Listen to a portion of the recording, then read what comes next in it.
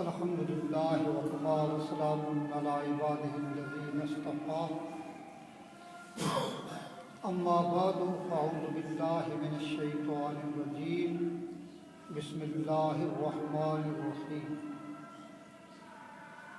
ربنا اغفر لی ولوالدی وللمؤمنین یوم یقوم الحساب صدق اللہ مولانا العظیم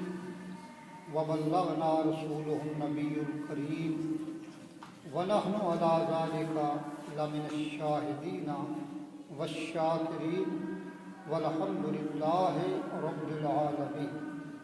قال اللہ تبارک و تعالی فی شان حبیبہ ومحبوبہ صلی اللہ تعالی علیہ وسلم مخبرا وآمرا ان اللہ وملائکتہ یصلون علی النبی یا ایہا الذین آمنوا صلوا علیہ وسلموا تسلیما۔ الصلاۃ والسلام علیک یا سیدی یا رسول اللہ وعلی آلک واصحابک یا سیدی یا حبیب اللہ۔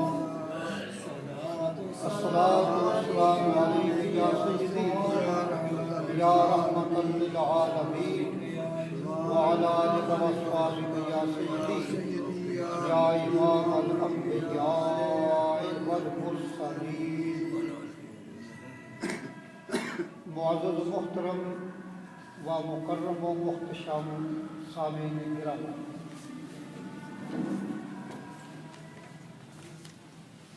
اللہ تعالیٰ جل جلالہ کے حمد و ثنا اور اس کے پیارے محبوب صلی اللہ تعالیٰ علیہ وسلم کی بارگاہ عالیہ میں ہدیہ درود و سلام کے بعد آج بھی یہ ایصال ثواب کے بارے میں بات ہوگی، اور اس کے بعد انشاءاللہ نبی پاک صلی اللہ علیہ وسلم کی زندگی کا مختصر خاکہ پیش کریں گے۔ پھر میلاد شریف کے ایام تشریف لا رہے ہیں، اللہ تعالیٰ وہ مبارک دن ہمیں نصیب فرمائے اور اللہ تعالیٰ نبی محترم صلی اللہ علیہ وسلم کی محبت، آپ کی اطاعت کی توفیق عطا فرمائے۔ مسلمانوں کا یہ اجتماعی مسئلہ ہے کہ جو لوگ دنیا سے فوت ہو جاتے ہیں ان کے لیے بھی اور جو زندہ ہیں ان کے لیے بھی دعا کرنے کا حکم ہے۔ دعا کرو، اور انشاءاللہ تعالی جن کو ہم کچھ ایصال ثواب کرتے ہیں وہ بھی اللہ تعالیٰ اپنے فضل و کرم سے ان کو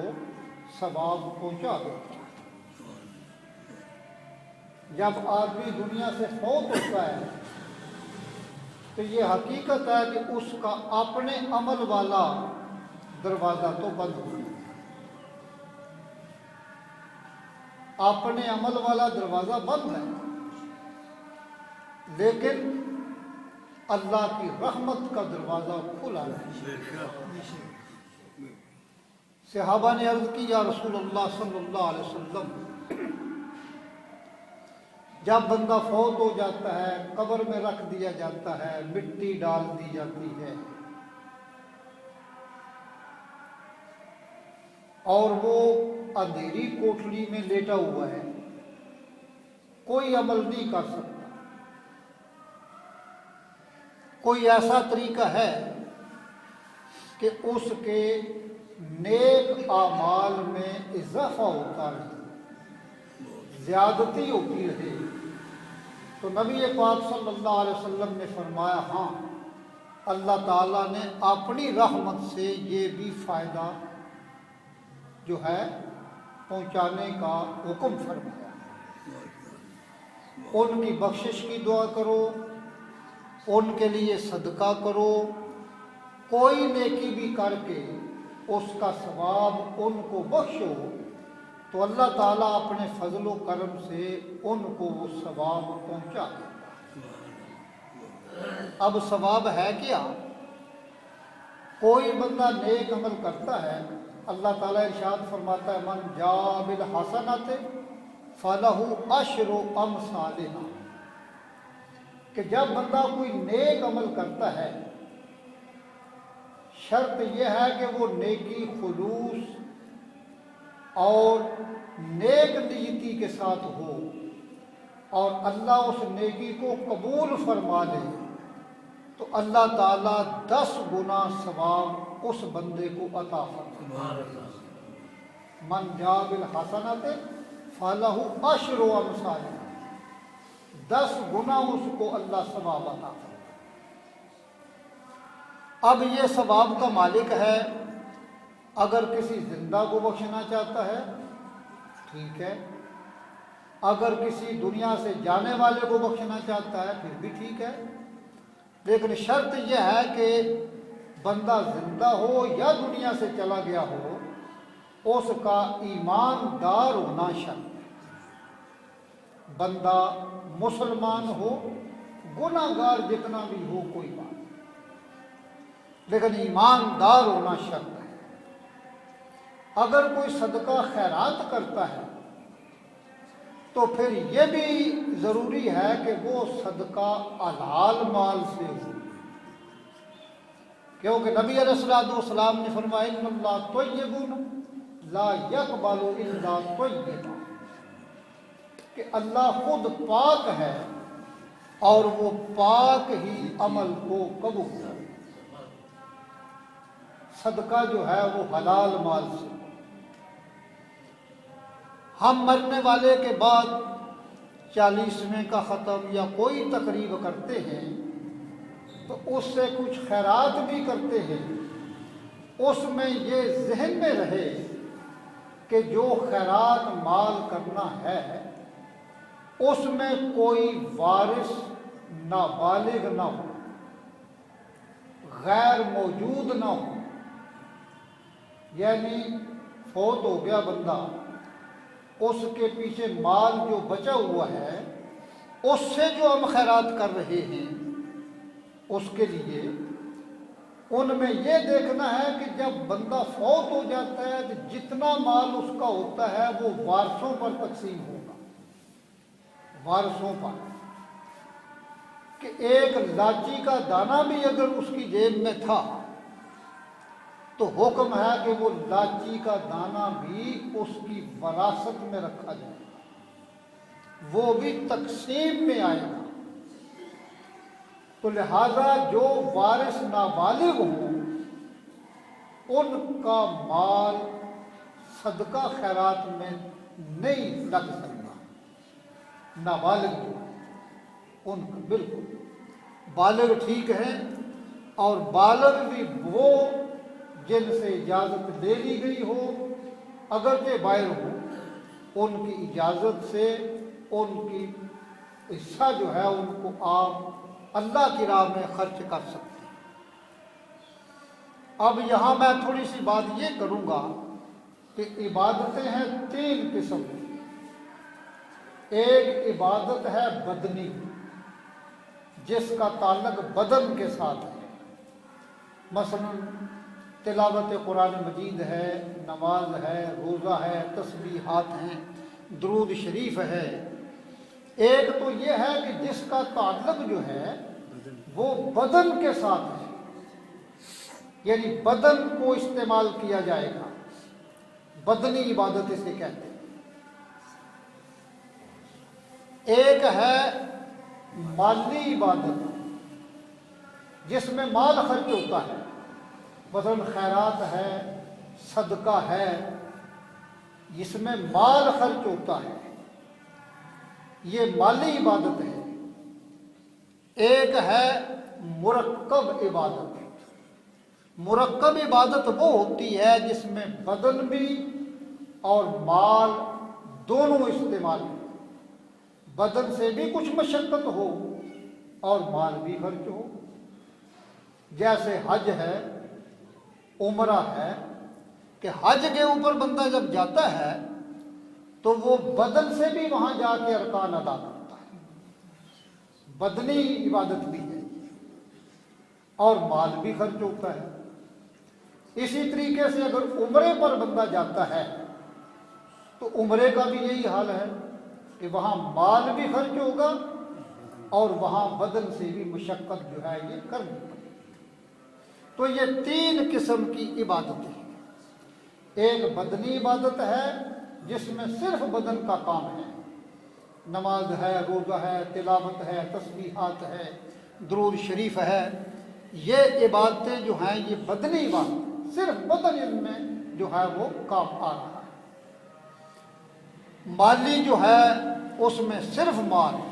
مرکب جو ہے اس میں مال بھی اور بدن بھی۔ اب کس عبادت کا ثواب جو ہے وہ پہنچانا ہے، یہاں 2 قول آپ ذہن میں رکھیں۔ امام اعظم ابو حنیفہ رحمۃ اللہ تعالی علیہ اور امام احمد بن حنبل رحمۃ اللہ تعالی علیہ، یہ 2 امام یہ کہتے ہیں کہ بدنی عبادت ہو، مالی عبادت ہو، مرکب عبادت ہو، اس کا ثواب جو ہے وہ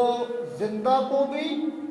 اور جو فوت ہو گئے ہیں ان کو بھی پہنچایا جا سکتا ہے، ان کو پہنچایا جا سکتا ہے۔ امام مالک رحمۃ اللہ تعالی علیہ اور امام شافعی رحمۃ اللہ تعالی علیہ وہ فرماتے ہیں کہ بھئی بدنی عبادت کا ثواب تو نہیں، یعنی تلاوت قرآن مجید ہے، نفلی نماز ہے، نفلی روزہ ہے، جس کا تعلق بدن سے ہے۔ یہ 2 امام یہ کہتے ہیں کہ بدنی عبادت کا ثواب نہیں پہنچایا جا سکتا۔ امام مالک اور امام شافعی رحمۃ اللہ تعالی علیہ۔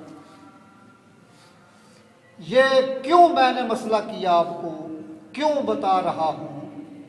کہ ہمیں فوج میں ہر طبقے سے واسطہ پڑتا تھا، فوج میں ہر طریقے سے۔ ابھی بھی ایسا ہی ہوتا ہے کہ کبھی کسی فاتحہ پہ بیٹھے ہوتے ہیں، کھاریاں کی بات بھی مجھے یاد ہے اور دیہاتوں میں بھی، پچھلے دنوں کی بات ہے، وہاں بھی ایسا ہی ہوا کہ ایک آدمی نے کہہ دیا کہ یہ جو فاتحہ آپ پڑھ رہی ہیں اس کا کوئی فائدہ نہیں، آپ یہ نہیں کر سکتے، فاتحہ شریف اس کا کوئی فائدہ نہیں، یہ نہیں کرنی چاہیے۔ کچھ لوگ بگڑ گئے، انہوں نے کہا جی ہے، تو میں موجودہ میں بیٹھا ہوا تھا تو میں نے کہا کہ جھگڑے کی بات نہیں ہے، یہ جو کچھ کہہ رہے ہیں یہ بھی ٹھیک ہے کہ امام مالک، امام شافعی رحمۃ اللہ تعالی علیہما یہ دونوں کہتے ہیں کہ بدنی عبادت کا جو ثواب ہے وہ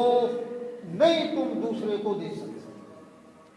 اپنی جگہ پہ یہ بھی ٹھیک ہے، لیکن باقی جو امام ہیں، امام ابو حنیفہ رحمۃ اللہ تعالی علیہ اور امام احمد بن حنبل رحمۃ اللہ تعالی علیہما، وہ فرماتے ہیں کہ بدنی ہو، مالی ہو، مرکب ہو، سب کا ثواب جو ہے وہ پہنچے گا۔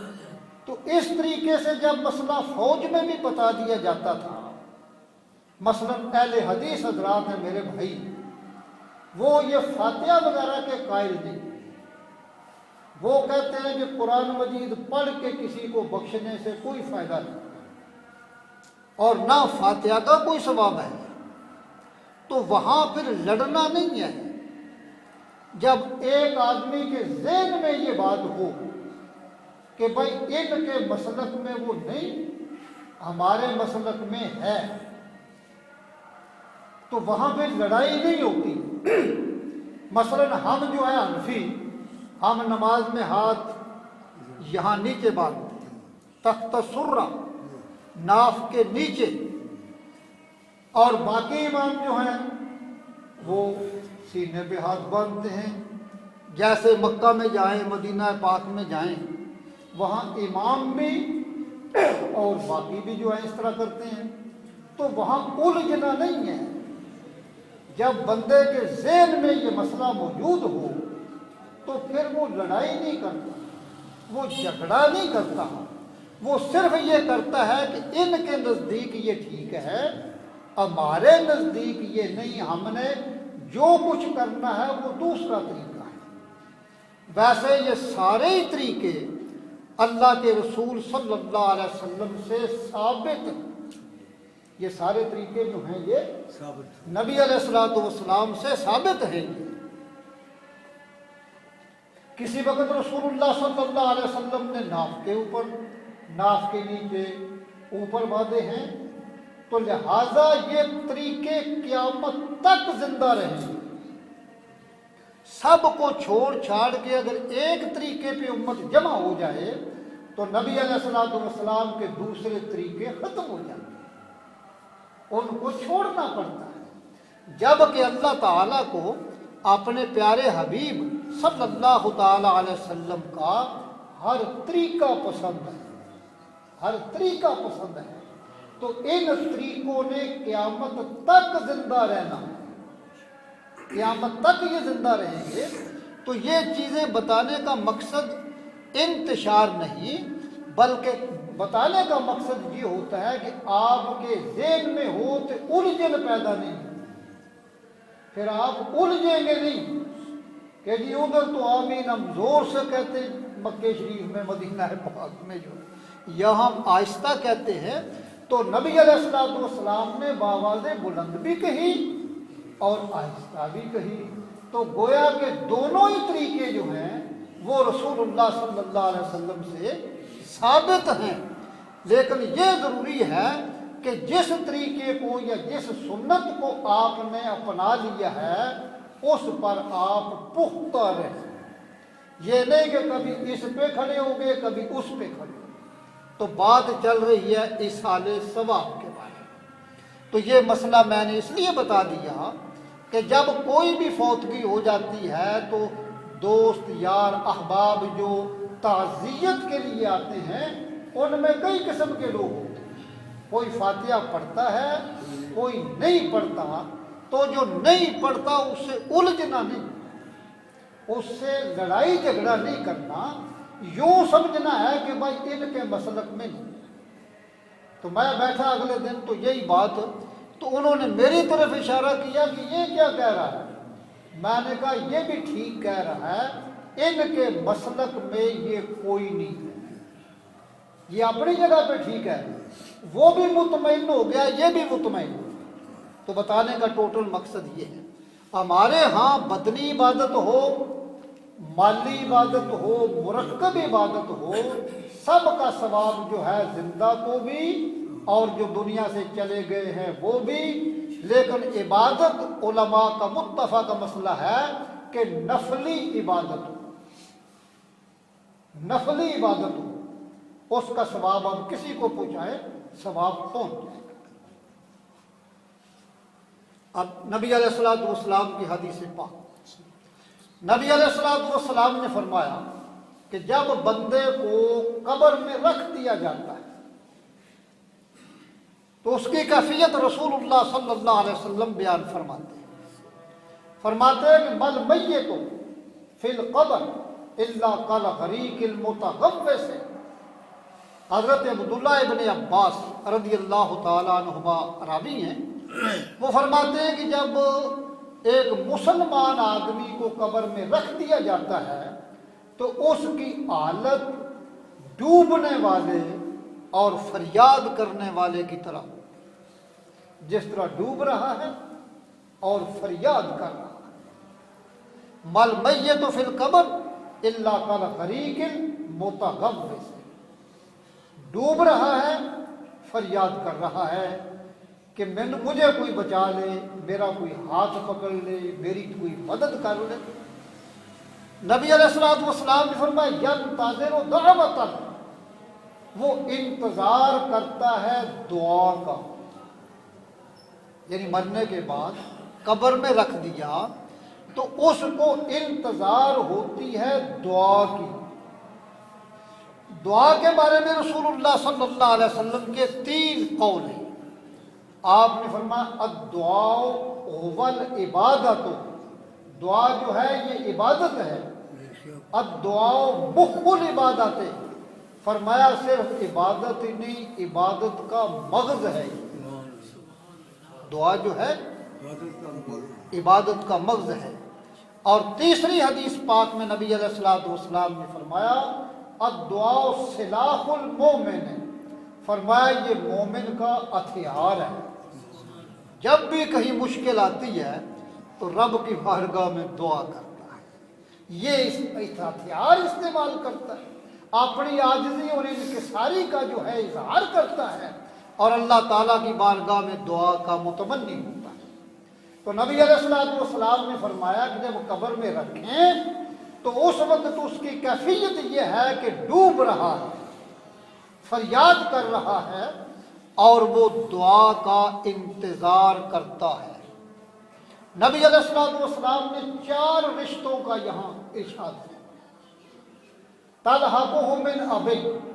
کہ وہ دعا اس کو پہنچے باپ کی طرف سے، تلحقہ من ابٍ او امٍ،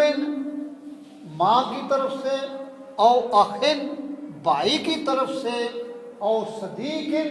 یا کسی دوست کی طرف۔ رسول اللہ صلی اللہ علیہ وسلم نے فرمایا کہ وہ انتظار کر رہا ہے، وہ ڈوبنے والے کی طرح فریاد بھی کر رہا ہے، اور دل میں یہ سوچ رہا ہے کہ میرا باپ میری مغفرت کی دعا کرے گا، باپ میرے دعا کرے گا میرے لیے، میری ماں میرے لیے دعا کرے گا، میرا بھائی میرے لیے دعا کرے گا، میرا یار دوست میرے لیے دعا کرے گا۔ سرکار دو عالم صلی اللہ علیہ وسلم نے ارشاد فرمایا کہ جب اس کو وہ دعا پہنچتی ہے نا، تذهب من اب او ام او صدیق او اخ او صدیق فاذا لاحقته كان حب الیہ من الدنیا وما فیہا، ان میں سے جن کی دعا پہنچے۔ لیکن 4 رشتوں کا رسول اللہ صلی اللہ علیہ وسلم نے خصوصی ذکر فرمایا کہ یہ 4 سرے فہرست ہیں، ویسے جو مسلمان بھی ان کے لیے دعا کرے، اگر اللہ اس کی دعا کو قبول فرما لے تو اللہ اس کو اس کا قبر میں ثواب پہنچا۔ فَإِذَا لَحِقَتُ كَانَ حَبَّ إِلَيْهِ مِنَ الدُّنْيَا وَمَا فِيهَا، نبی علیہ الصلوۃ والسلام نے ارشاد فرمایا کہ جب دعا کی، اللہ نے قبول فرما لی، اس کا ثواب اس کو پہنچ گیا، تو وہ ثواب کا پہنچنا اس کو دنیا اور دنیا کی تمام چیزوں سے زیادہ محبوب ہوتا ہے۔ احب الیہ، فرمایا اس کو محبوب ہے یہ، میں نے دنیا و ما فیہا، دنیا اور اس میں جو کچھ بھی ہے اس کو ایک طرف رکھا جائے تو دوسری طرف اس مقبول دعا کو رکھا جائے، تو فرمایا کہ اس کو زیادہ محبوب اور پسندیدہ وہ دعا ہے جو قبول ہوگی، اس کو پہنچ گئی۔ کیوں؟ اس لیے کہ اس کو دعا کی ضرورت ہے نا، دعا کی ضرورت ہے نا، کہ اس کو دعا پہنچے، ثواب پہنچے، اس کے مشکل آسان ہو جائے۔ تو اس لیے جو چیز اس کی مشکل کو آسان کر رہی ہے وہ اس کو پوری دنیا اور دنیا کے ساز و سامان سے زیادہ بہتر۔ دیکھیں ایک آدمی بہت پیاسا ہے، شدت کی پیاس اس کو لگی ہوئی ہے، اس کے سامنے سونے چاندی کے ڈھیر لگا دے بندہ، اور دولت کے جو ہے انبار لگا دے، تو وہ خوش نہیں ہوگا، اس کو پیاس تڑپا رہی ہے، وہ پانی مانگتا ہے، اس کی پیاس پانی نے بجھانی ہے، تو اس کو ساری دنیا سے وہ کوئی لگاؤ نہیں، بلکہ اس کو جب پانی ملے گا تو اس کو زیادہ خوش ہے، جو اس کی ضرورت پوری کرے گی، جو اس کی پیاس بجھائے گی، جو اس کی تکلیف رفع کرے گی۔ تو نبی علیہ الصلوۃ والسلام نے ارشاد فرمایا کہ اس کو وہ مقبول دعا جو ہے وہ دنیا اور دنیا کی تمام چیزوں سے زیادہ محبوب ہو۔ وَإِنَّ اللَّهَ تَعَالَى لَا يُدْخِلُ अला अहलिल कुबूर मिन दुआए अहलिल अर्द अमसाल अल जिबाल। नबी अलैहिस्सलाम ने इरशाद फरमाया कि जिंदा लोगों की दुआएं जो कबूल हो जाती हैं, वो जब उसको मिलती हैं तो उन मकबूल दुआओं के बदले में अल्लाह ताला उसको पहाड़ों जैसा सवाब अता फरमाता है। उसकी मिसाल पहाड़ों से दी जा सकती, कामसाल जिबाल। नबी अलैहिस्सलाम फरमाते जिस तरह पहाड़ होते हैं ना बड़े बड़े, इस तरीके से वो सवाब के अंबार लगे होते हैं और वो खुश हो जाता है कि मेरे पीछे वाले जो हैं जिंदा, वो यार वाकई जिंदा हैं, वो जाग रहे हैं और अभी तक उनके दिलों से मेरी मोहब्बत निकली नहीं, मुझे याद कर रहे हैं। तो नबी अलैहिस्सलाम ने फरमाया इन्ना हदियतल अहयाए इलल अमवात इस्तिगफारु लहुम। सहाबा ने पूछा या रसूल अल्लाह सल्लल्लाहु अलैहि वसल्लम, जब बंदा कोई फौत हो जाता है, कोई भी हो, उसको अगर हम कोई तोहफा भेजना चाहें तो कौन सा तोहफा जो है वो ज्यादा बेहतर है? कौन सा तोहफा बेहतर है? कौन सा तोहफा भेजें? तो नबी अलैहिस्सलाम ने इरशाद फरमाया इन्ना हदियतल अहयाए इलल अमवात। फरमाया बेशक जिंदों की तरफ से जो कब्रों में जाकर लेट गए हैं उनके लिए तोहफा जो है वो सबसे बेहतर यह है कि उनकी बख्शिश की दुआ की, उनके लिए बख्शिश की दुआ की जाए। ये सबसे बड़ा तोहफा, इससे ज्यादा कोई नहीं, सबसे ज्यादा। दूसरी हदीस पाक में आता है हजरत अनस बिन मालिक रज़ियल्लाहु ताला अन्हु रावी हैं। ये वही हजरत अनस बिन मालिक हैं जो 10 साल के थे जब रसूलुल्लाह सल्लल्लाहु अलैहि वसल्लम मक्का पाक से हिजरत करके आए मदीना पाक। वालिद फौत हो चुका था तो माँ ने हुजूर अलैहिस्सलातु वस्सलाम की खिदमत के लिए वक़्फ़ कर दिया। तो 10 साल इनको मदीना मुनव्वरा में जो हुजूर सल्लल्लाहु अलैहि वसल्लम रहे हैं ना, 10 साल इनको हुजूर की खिदमत का शर्फ आता। 10 साल लगातार रात दिन साथ रहे। हजरत मालिक बिन अनस रज़ियल्लाहु तआला अन्हु फरमाते हैं कि भाई ये जिंदा लोग जो हैं ना मुसलमान,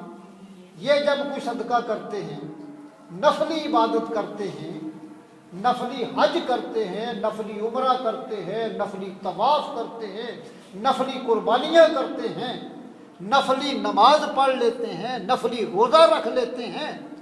और फिर उसका सवाब उनको पहुँचाते हैं। अगर अल्लाह ताला उनको कबूल फरमा ले या को सदका खैरात करते हैं, नबी अलैहिस्सलाम ने फरमाया तसद्दक़ अहदुकुम बिसदक़तिन ततव्वुअन, जब कोई तुम में से नफली सदका करे ना, फयजअलहा अन अबवैहि, उसको चाहिए कि वो सदका जो है सदका करने के बाद कहे कि ये सदका मैंने अपनी माँ की तरफ से किया, अपने बाप की तरफ से किया है, अपने भाई की तरफ से किया है या सारे मुसलमानों के लिए किया है। उसको चाहिए कि उनको सवाब पहुँचाए। नबी अलैहिस्सलाम ने फरमाया जब ऐसा करेगा ना, फयजअलहा मा अबवैहि फयकूनु लहु मा अजरुहा, अल्लाह ताला इसके माँ बाप को भी पूरा पूरा सवाब अता फरमाएगा। वला युनक़सु मिन अजरिही शैया, और इसके सवाब में भी कोई कमी नहीं होगी। माँ बाप को भी पूरा सवाब मिल रहा है और इसके सवाब में कोई कमी नहीं हो रही। क्यों? इसलिए कि इसने अपने माँ बाप को सवाब पहुँचाकर उनके साथ नेकी की है। और अल्लाह ताला कुरान मजीद में इरशाद फरमाता है इन्नल्लाह ला युदीयु अजरल मुहसिनीन, कि अल्लाह ताला नेक लोगों के अजर को ज़ाया नहीं करता। इसने नेकी उनके साथ की है तो इसको भी अजर से महरूम नहीं रखता। फरमाया तुझे भी पूरा उतना ही अजर जो है वो मिले। سرکار دو عالم صلی اللہ تعالی علیہ وسلم، آپ نے ارشاد فرمایا کہ جو زندہ ہوتے ہیں نا، کسی کے ماں باپ دنیا سے رخصت ہو گئے، ماں باپ جو ہیں وہ قبروں میں جا کر لیٹ گئے ہیں، تو اس کو کیا کرنا چاہیے؟ حدیث پاک میں آتا ہے من زار قبر ابویہ او احدہما فی کل جمعۃ، نبی علیہ الصلوۃ والسلام نے فرمایا کہ جس کے ماں باپ یا دونوں میں سے ایک فوت ہو گیا ہے، وہ جمعے کے دن اپنے ماں باپ کی قبروں کی زیارت کرتا ہے۔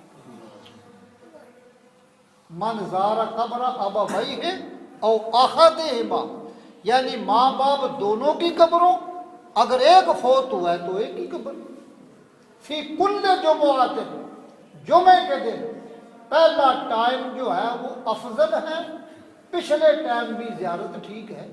ویسے زیارت ہر روز کرنی جائے، رات کو کرو دن کو کرو کوئی پابندی نہیں ہے، لیکن جمعہ جو ہے یہ سید الایام ہے، یہ سارے دنوں کا سردار ہے، مومن کی عید ہے یہ جمعے کا دن۔ تو نبی علیہ الصلوۃ والسلام نے فرمایا جمعے کے دن ماں باپ کی قبروں کی زیارت کرتا ہے نا، تو زیارت تو اس نے اپنے ماں باپ کی قبروں کی کرنی ہے، لیکن اللہ تعالیٰ کیا انعام فرماتا ہے؟ فرما غفر لہ وکتب برا، ایک تو اللہ اس کے گناہوں کو معاف فرما دے، یہاں علماء فرماتے ہیں کہ صغیرہ گناہ مراد، اللہ تعالیٰ اس کے گناہوں کو معاف فرما دیتا ہے، وَقُتِبَ لَهُ بَرًّا، اور ماں باپ کے فرما برداروں میں اس کا نام لکھ دیا جاتا ہے، ماں باپ کے فرما برداروں میں اس کا نام لکھا جاتا ہے کہ یہ ماں باپ کا فرما بردار ہے، ماں باپ کی قبروں کی زیارت کر رہا ہے، ان کی مغفرت و بخشش کی دعا کر رہا ہے، اس لیے اس کو اللہ تعالیٰ انعام بھی عطا فرمایا یہ انعام ہے اس کے لیے کہ اس کے گناہ بھی بخشے جا رہے ہیں اور ماں باپ کا فرما بردار بھی لکھا جا رہا ہے۔ حدیث پاک میں موجود ہے، کئی میرے بھائی پوچھ بھی لیتے ہیں کہ جی بندے سے غلطی ہو جاتی ہے، ماں باپ زندہ تھے، ان کے ساتھ کوئی تلخ کلامی ہو گئی، ماں باپ ناراض ہی دنیا سے چلے گئے، دنیا سے ناراض چلے گئے۔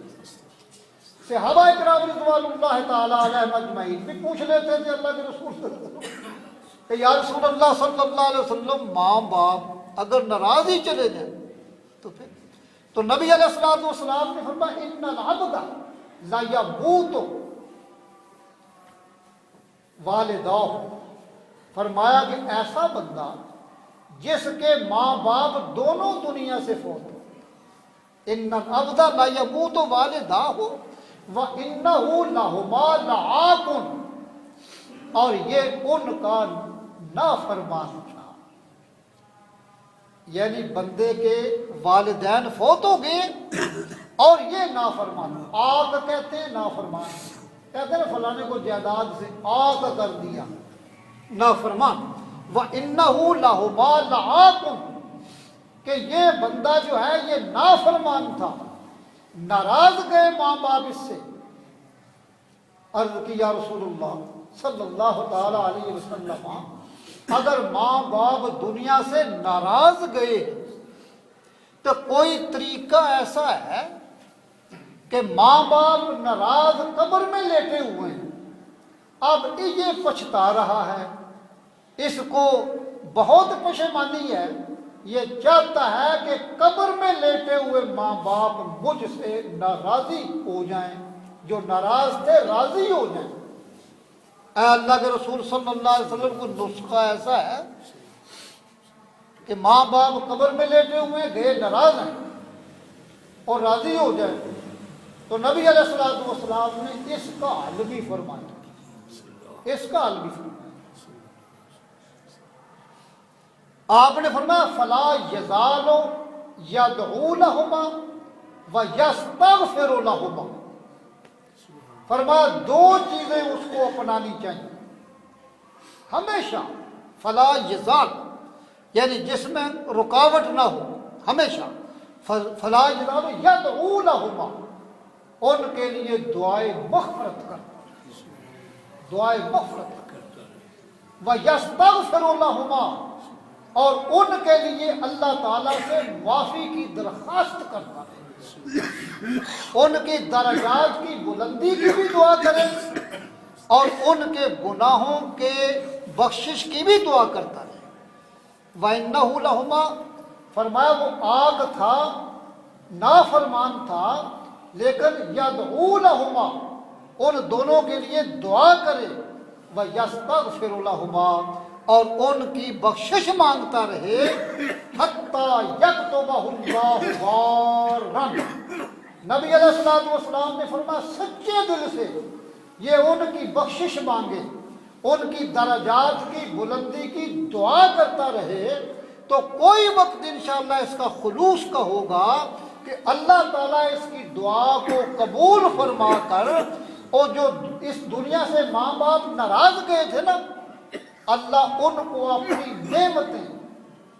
نعمتیں دکھا کر کہے گا یہ نعمت لینا چاہتے ہو،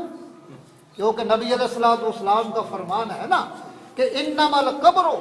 روضۃ من ریاض الجنہ او حفرۃ من حفر النار، کہ قبر یا جنت کے باغوں میں سے ایک باغ ہے یا جہنم کے گڑھوں میں سے ایک گڑھا ہے،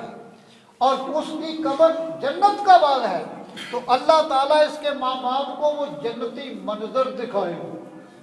کہ یہ نعمتیں لینا چاہتے ہو، یہ تمہیں چاہیے، تو کون جنتی نعمتیں دیکھ کر لینا نہیں چاہتا؟ تو وہ کہے گا بندہ کہ یا اللہ یہ میں لینا چاہتا ہوں، یہ مجھے ضرورت ہے، میں پسند کرتا ہوں،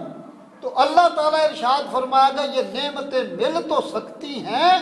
لیکن شرط یہ ہے کہ تیرا بیٹا جو ہر روز تیرے لیے بخشش کی دعا کرتا ہے،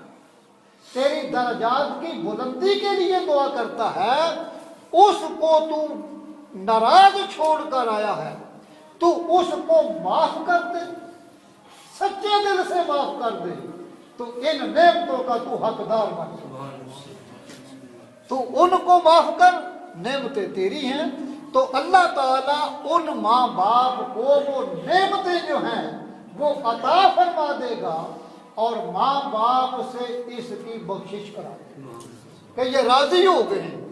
کیسا رسول اللہ صلی اللہ علیہ وسلم نے ارشاد فرمایا۔ تو ہمارا مسلک یہ ہے کہ کوئی بھی چیز، نبی علیہ الصلوۃ والسلام کے دنیا سے جانے کے بعد حضرت عبداللہ ابن عمر رضی اللہ تعالیٰ عنہ کے بارے میں آتا ہے کہ ہر سال ایک عمرہ کرتے تھے رسول اللہ صلی اللہ علیہ وسلم کی طرف سے، عمرہ کرنا اور کہنا کہ یا اللہ یہ عمرے کا ثواب رسول اللہ صلی اللہ علیہ وسلم کو پہنچا۔ یہ پہلے بات آپ سن چکے ہیں کہ جو جنتی لوگ ہیں، بخشے ہوئے ہیں، اگر ان کو ثواب پہنچایا جائے تو ان کے درجے بلند ہوں، اور اگر گناہ گار ہے تو اللہ اس کے گناہوں کو معاف فرما دیتا ہے، دعا پھر بھی ضائع نہیں ہوتی۔ تو حضرت عبداللہ ابن عمر رضی اللہ تعالیٰ عنہ ہمیشہ عمرہ کرتے۔ ابن موفق رحمت اللہ تعالیٰ علیہ کے بزرگ ہیں، حضرت جنید بغدادی رحمت اللہ تعالیٰ علیہ کے ہم عصر ہیں، انہوں نے رسول اللہ صلی اللہ علیہ وسلم کی طرف سے 70 حج کیے، 70 حج کیے ہیں۔ یہ تمام علماء دیوبند، بریلی، تمام حنفی علماء نے اپنی کتابوں میں یہ مسئلے لکھے، یہ کچھ جھگڑے والی بات نہیں، سب کی کتابیں میرے پاس بھی ہیں، اور میں یہ بڑے وثوق اور انشاءاللہ یقین سے آپ کو کہہ رہا ہوں۔ ابن موفق نے 70 حج کیے، انہوں نے کہا حج تو میں نے فرضی کر ہی لیا ہے، اب جتنی عمر ہے میں حج کروں گا، اور جن کی طفیل اللہ نے حج نصیب فرمایا ہے میں ثواب ان کو ہی پہنچاتا ہوں۔ تو رسول اللہ صلی اللہ علیہ وسلم کے لیے 70 حج۔ علامہ ابن سراج رحمۃ اللہ تعالیٰ 10,000 سے زیادہ قرآن پاک ختم نبی علیہ الصلوۃ والسلام کی طرف سے، 10,000 قرآن مجید، اور اتنی ہی قربانیاں نفلی دی، نفلی قربانیاں دی رسول اللہ صلی اللہ علیہ وسلم کے نام۔ تو مقصد یہ ہے کہ یہ ایک وہ لوگ محتاج نہیں ہمارے ثواب کے جو جنتی لوگ ہیں، لیکن ان کے درجے بلند ہوتے ہیں، اور ہمیں اللہ تعالیٰ نے ان کی بارگاہ میں ایک ہدیہ بھیجنے کا موقع بھی نصیب فرما دیا۔ اور جو مسلمان گناہگار ہیں ان کو جب ہم ایصال ثواب کرتے ہیں تو اللہ ان کے گناہوں کو معاف فرما دیتا، یہ بھی ان کے لیے فائدے کی بات ہے۔ حضرت خنش رضی اللہ تعالیٰ عنہ فرماتے ہیں تو میں نے دیکھا کہ حضرت علی رضی اللہ تعالیٰ عنہ جو ہے نا، وہ ہر سال 2 قربانیاں کرتے ہیں۔ تو حضرت خنش رضی اللہ تعالیٰ عنہ فرماتے ہیں کہ میں نے پوچھا اے علی مرتضیٰ رضی اللہ تعالیٰ عنہ کہ ایک ہی قربانی واجب ہے، اب 2 کرتے ہیں، اس کی کیا وجہ ہے؟ تو حضرت علی رضی اللہ تعالیٰ عنہ کیا جواب دیتے ہیں؟ یہ حدیث پاک ہے۔ وہ فرماتے اوصانی رسول اللہ صلی اللہ تعالیٰ علیہ وسلم، مجھے رسول اللہ صلی اللہ علیہ وسلم نے وصیت فرمائی تھی ان اضحی عنہ، کہ میں ان کی طرف سے قربانی کیا کروں، فانا اضحی عنہ،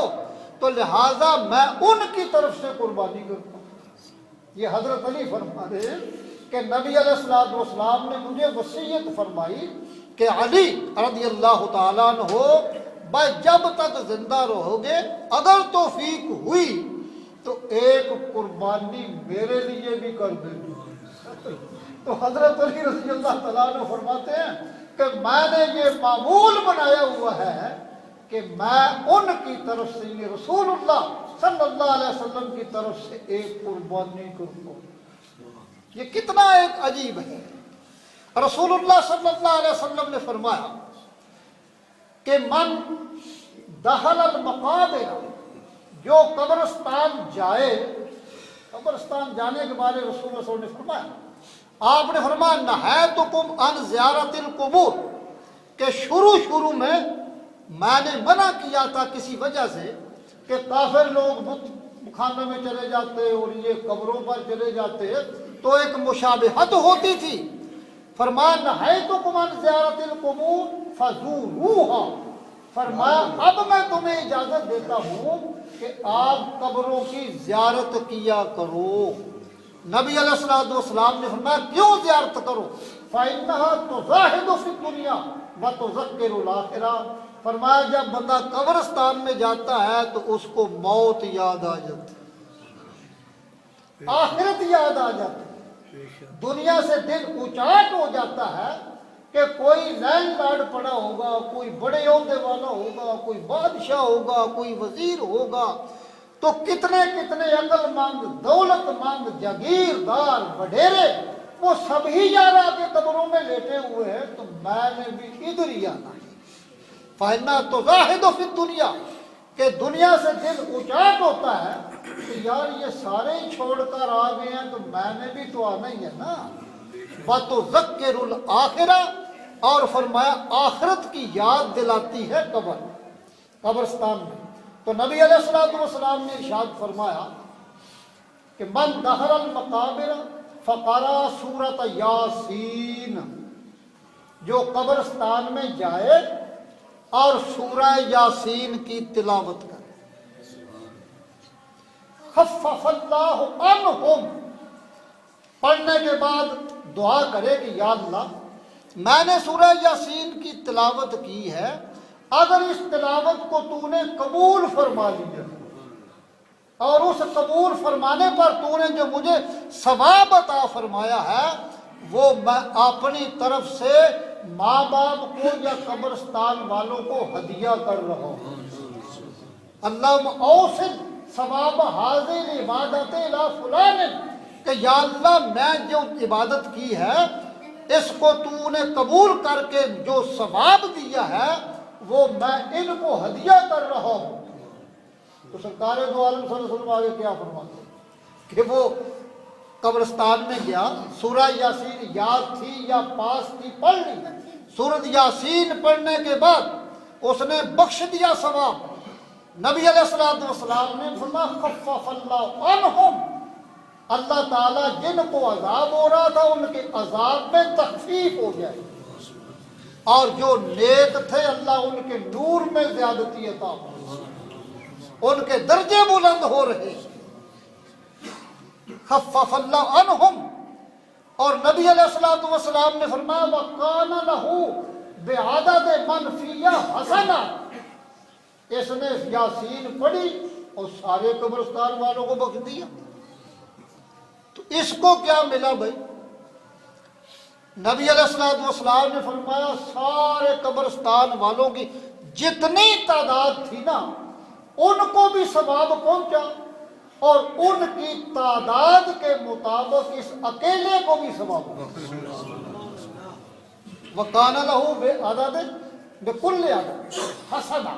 فرمایا ان کی گنتی کے مطابق اللہ نے اس کو بھی اجر دے دیا۔ کیوں؟ اس لیے کہ ان اللہ لا یضیع اجر المحسنین، اس نے ان کے ساتھ نیکی کی ہے، احسان کیا ہے، اور اللہ احسان کرنے والوں کا اجر ضائع نہیں کرتا۔ علماء کرام نے بہت کچھ لکھا، آخری بات کہہ کے ختم کر رہا ہوں۔ ایک بی بی تھی حضرت بائیہ رحمۃ اللہ تعالی علیہ، بڑی نیک بی بی، فوت ہو گئی۔ اس کے بیٹے نے یہ عادت بنا لی کہ ہر روز ماں کی قبر پر جا کے نہ فاتحہ پڑھنی، جو کچھ ہو سکتا ہے پڑھنا۔ کچھ دن پڑھتا رہا تو دل میں خیال آیا کہ میں آتا ہوں، پتہ نہیں میری ماں کو بھی پتہ ہے کہ نہیں کہ آتا ہے۔ تو ایک دن ماں عالم خواب میں مل گئی، عالم خواب۔ یہ علماء دیوبند، علماء بریلی، حنفی سب نے اپنی کتابوں میں لکھا ہے۔ ماں جو ہے اس نے کہا بیٹے تو کیا سوچ رہا ہے، کہ پتہ نہیں ماں کو پتہ لگتا ہے یا نہیں۔ اس نے کہا بیٹے تو جب بھی آتا ہے مجھے تیرے آنے کا پتہ ہے، بلکہ میں کتاب و فقہ کی کتابوں میں علماء کتابیں پڑھتا ہوں، اس میں لکھا ہوا ہے کہ جب اپنے ماں باپ کی قبر یا کسی رشتہ دار کی قبر پر جاتے ہو، سورہ یاسین پڑھتے ہو،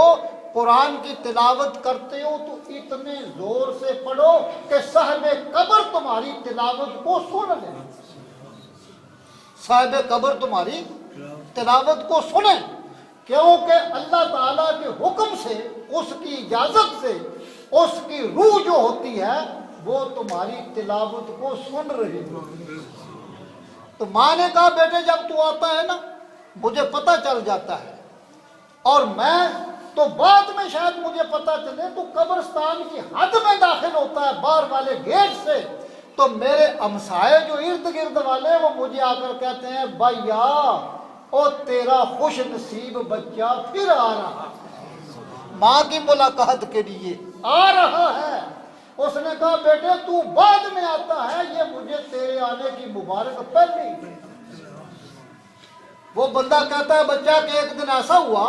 کہ میں عالم خواب میں سویا ہوا تھا، تو میں نے دیکھا کہ ایک عورتوں مردوں کا جمع غفیر بڑا مجمع ہے میرے سامنے۔ تو میں نے کہا بھائی تم کیا کرتے ہو، کدھر سے آئے ہو، کون ہو،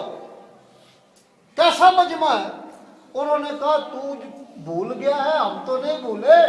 ہم وہ قبرستان والی روحیں ہیں جو کہ تجھے مبارک دینے کے لیے آئی ہیں، تیرا شکریہ ادا کرنے کے لیے آئے ہیں کہ تو ماں کی قبر پر آتا ہے، ماں کو بھی ثواب پہنچاتا ہے اور ساتھ ہمیں بھی ثواب پہنچاتا ہے، ہم تو تیرا شکریہ ادا کرتے ہیں۔ تو لہٰذا یہ پکا عقیدہ ہے ہمارا کہ ہم جو کچھ ایصال ثواب کرتے ہیں یا تلاوت کرتے ہیں، درود شریف پڑھتے ہیں، تسبیحات کرتے ہیں، اس کا ثواب ان کو پہنچاتے ہیں. پہنچانا اللہ نے ہے، لیکن رسول اللہ صلی اللہ علیہ وسلم نے فرمایا کہ یہ طریقہ ٹھیک ہے. اللہ اس کی توفیق عطا فرمائے. واخر دعوانا ان الحمد للہ رب العالمین.